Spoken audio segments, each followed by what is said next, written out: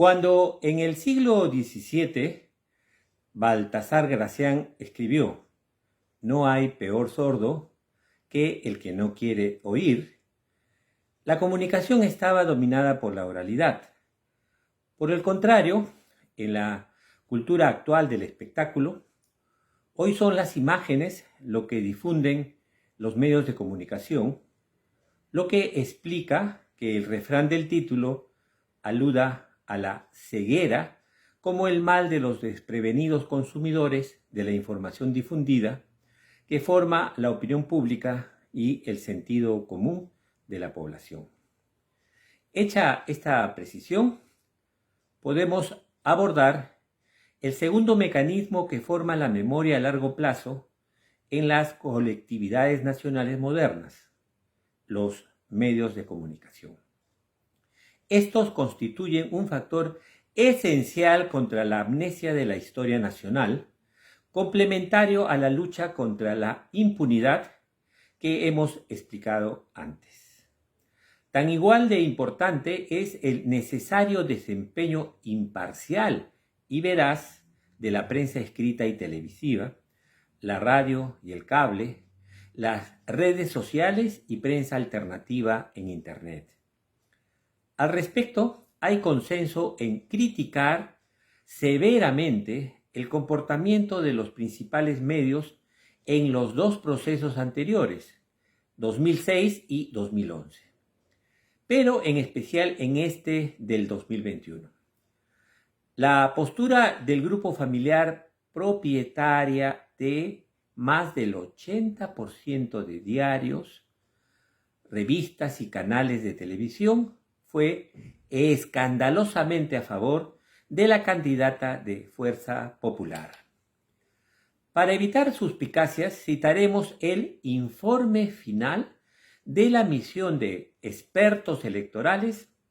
de la Unión Europea sobre las elecciones generales del 11 de abril de 2021 y de la segunda vuelta presidencial del 6 de junio del 2021. De este documento, que se encuentra a disposición de todos por Internet, citamos lo siguiente, comillas: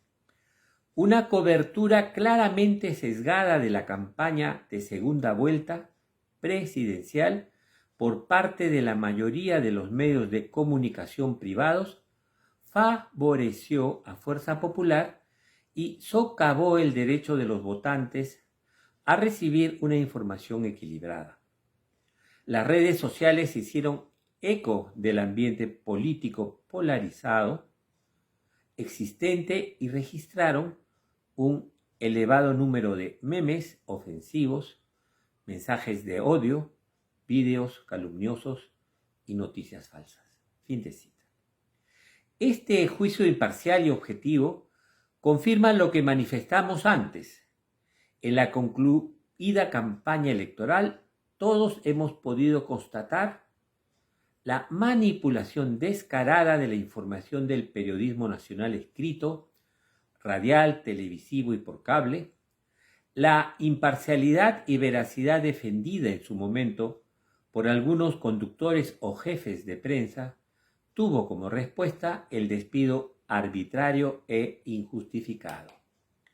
La concentración fue evidente desde el inicio de la segunda vuelta, que elegiría al presidente entre el sorpresivo candidato de un frente de izquierda y la candidata por tercera vez, acusada de liderar una organización criminal y de recibir dinero de grupos económicos beneficiados de concesiones, obras y licitaciones, pero también del narcotráfico y la corrupción organizada. En forma recurrente y sistemática, los medios de comunicación social escritos, diarios y revistas, radiales, noticieros y programas de entretenimiento, la televisión y cable, informativos y revistas de actualidad, solo se ocupaban de la candidata en términos positivos y optimistas como la defensora de la democracia y del país frente al supuesto peligro del comunismo y el terrorismo que encarnaba el profesor primario adversario. Citemos nuevamente el informe de la Unión Europea, comillas. La cobertura mediática mostró notables diferencias entre las elecciones del 11 de abril y la segunda vuelta presidencial. Las actividades de campaña de partidos y candidatos fueron ampliamente difundidas por los medios electrónicos y escritos durante el primer periodo de campaña, aunque a costa de priorizar la cobertura de la contienda presidencial sobre la congresal. Fin de cita. Esta última precisión nos permite suponer que se ha descuidado otra vez el voto parlamentario, lo que significa que muchos de los nuevos congresistas elegidos se mostrarán pronto improvisados, incompetentes y oportunistas. Asimismo, respecto a la pésima cobertura periodística, señalamos que las redes sociales en Internet fueron invadidas por discursos agresivos y violentos en contra de ese candidato de izquierda, basados en la mentira sistemática y la falsedad de fuentes. Esta campaña psicosocial utilizó la teoría de la conspiración comunista para inducir por miedo el voto a favor del, supuestamente, la libertad y el Perú representados en la candidata.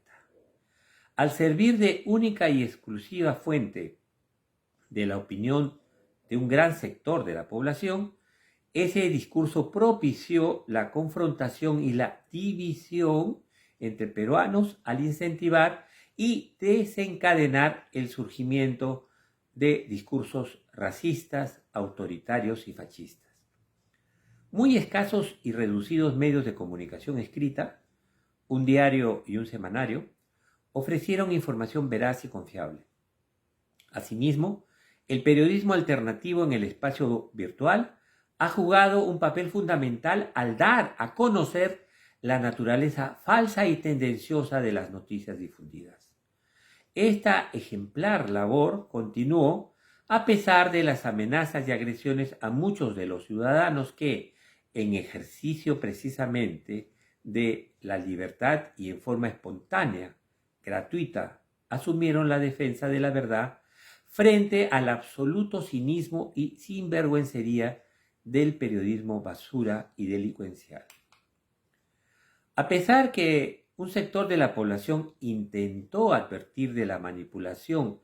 de la información falsa de sus fuentes periodísticas, los involucrados parecían empecinados en desconocer las evidencias. En muestra de ceguera dogmática, la población capitalina desestimó e ignoró la posición de las instituciones tutelares de la democracia de respaldo al proceso electoral en curso, el Jurado Nacional de Elecciones, la Defensoría del Pueblo, el Poder Judicial, las Fuerzas Armadas, etc. Así también, la mayoría ignoró el aval al proceso electoral por instancias internacionales, la OEA, la Unión Europea, el gobierno de Estados Unidos, etc., que fue calificado de modelo para otras naciones. Tanta fue la absurda tergiversación de la realidad que, después de 8 años sin emitir sentencia, un juez de la Corte Superior de Lima decidió dejar sin efecto el contrato de venta de acciones entre las empresas Edpensa y APS a la empresa editorial El Comercio, realizada en el año 2013. Ese año, 8 periodistas interpusieron una acción de amparo al considerar que se vulneraban los derechos a la libertad de expresión e información protegidos en la Constitución con esa compra, pues significaba que el comercio pasaba a controlar el 80% del mercado de la prensa escrita, lo cual, desde la perspectiva jurídica, era inconveniente, inconstitucional e ilegal. Precisamente la familia que tiene el monopolio de la información en el país ha sido la que ha controlado qué, cuándo y cómo se informaba a la mayoría de la población en las elecciones 2021.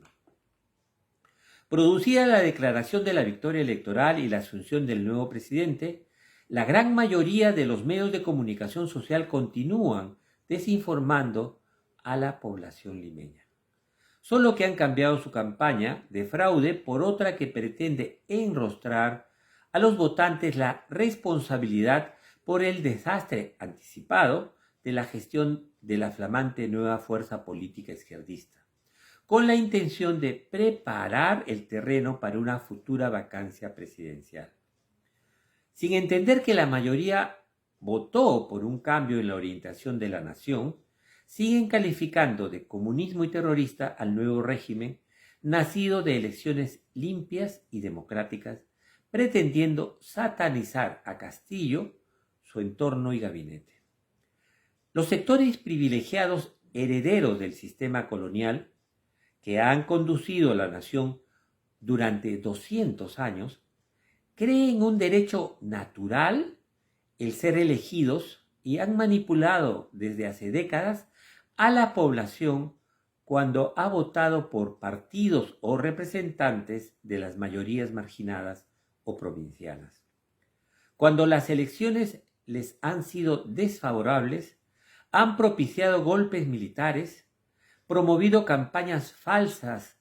contra gobiernos democráticos, acusados de radicales, antipatriotas, mentirosos y, si fracasan en su propósito, asimilan a los líderes de oposición con fortunas imprevistas para que se olviden de los desposeídos que los respaldaron. En los últimos 50 años, el izquierdismo del aprismo de Haya y Alan, el nacionalismo de Humala, así como el liberalismo de Acción Popular, Fujimori y Kuczynski,